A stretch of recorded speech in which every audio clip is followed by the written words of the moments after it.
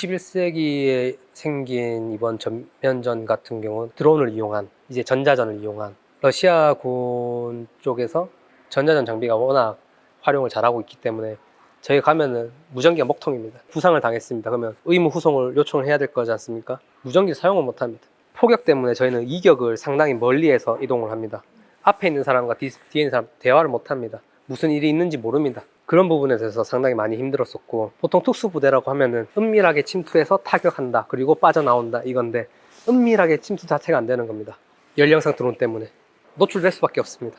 스타링크는 그냥 단순한 와이파이지 그 이상은 아닙니다. 스타링크를 사용하면은 위치가 노출 식별되기 때문에 전진기지라던가 그쪽에서는 하는 거지 앞쪽에서는 그걸 사용 못 합니다. 하는 순간 위치가 식별되기 때문에 안 씁니다. 드론과 관련된 전자전이 압도적으로 러시아군에서 우세적이기 때문에 임무를 수행할 때 전선에 투입하는 것부터가 항상 위험에 노출되어 있었다, 뭐 이렇게.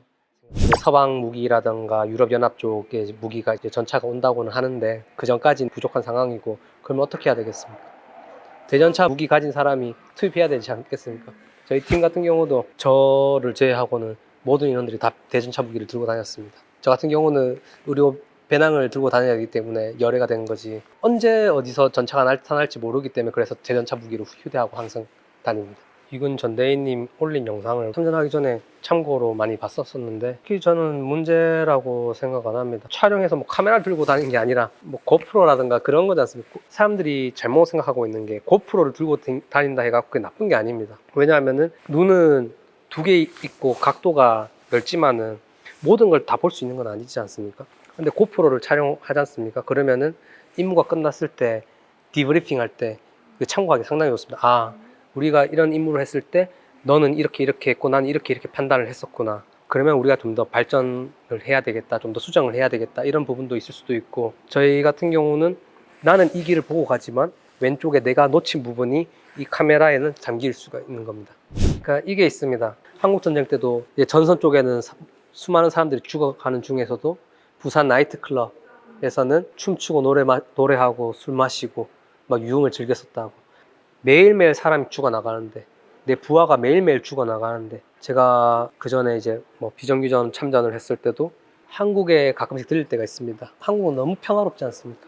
그러면은 왜 우리가 이 일을 하고 있을까에 대한 직업적 사명의식에 대해서 의심도 한 적도 있었고, 하지만 우리 같은 사람이 있으니까 이렇게 행복하게 웃으면서 생활할 수 있는 사람들도 있다. 우리는 잘 싸우지만 우리 가족과 친구들은 잘 싸우지 못한다. 누군가는 싸워야 되기 때문에 우리는 싸우고, 이게 나를 위하는 것이 아니라 우리 가족과 사랑하는 친구들, 우리나라 국민들, 크게는 세계 민주주의를 위해서 싸운다. 그런 신념과 사명감으로 임했습니다. 지속적으로 장기간 이제 근접하게 떨어진 폭격에 약간 데미지를 좀 입다가 보니까 뇌 손상이 약간 좀 일어난 부분이고, 양쪽 고막 쪽에 또 약간 어느 정도 손상이 있고, 특히 이쪽 부분은 청신경 쪽이 손상이 많이 가서 지금 4달 동안 이명이 한 번도 멈춘 적이 없습니다. 낮에는 괜찮은데 밤에는 잠을 못 잡니다. 양쪽 각막 쪽에 약간 손상이 조금 있어서 치료를 받을 예정입니다. 와,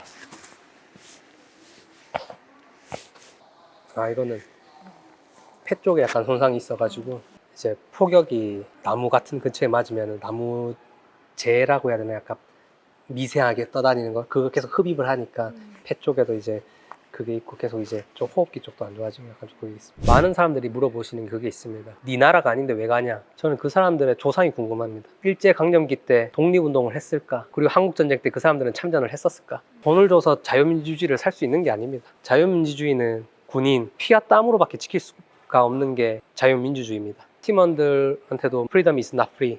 Someone has to pay. Just now, it's our turn. 제가 싸워야 지금 누가 싸웁니까?